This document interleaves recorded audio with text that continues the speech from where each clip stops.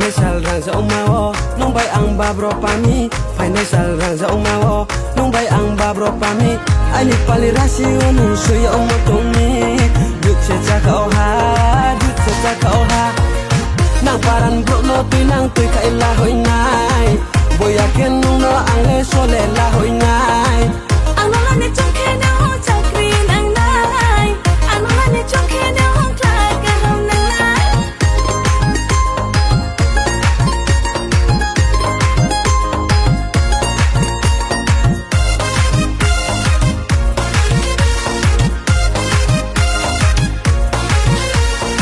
Sok cembel ni kaja walama.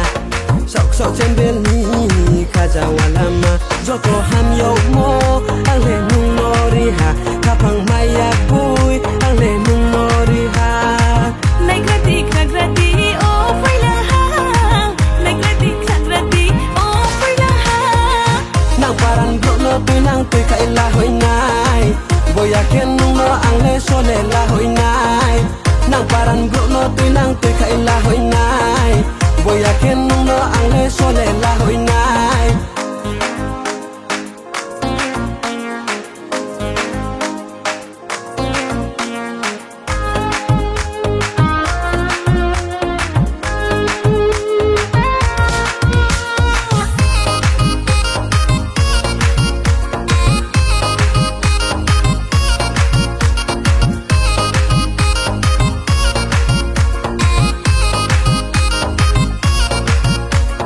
Jokhon pelbong ma sikla sok nang mi nil bai tau sa de bulye tong lai na.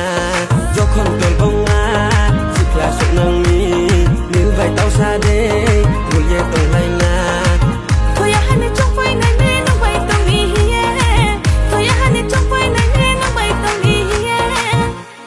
Manorotang manotang manorotang tang manorotang manotang manorotang tang.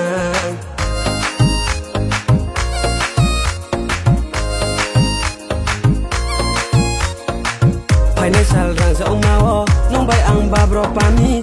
Financial rang sa umawo nung bay ang babro pami. Ali palirasi nung suya umotumi. Dut se chaka oha, dut se chaka oha. Nang paran bro no tuy nang tuy ka ilahoy nai. Boya ken nung no ang le sole lahoy nai. Nang paran bro no tuy nang tuy ka ilahoy nai. Boya ken nung no ang le sole lahoy nai.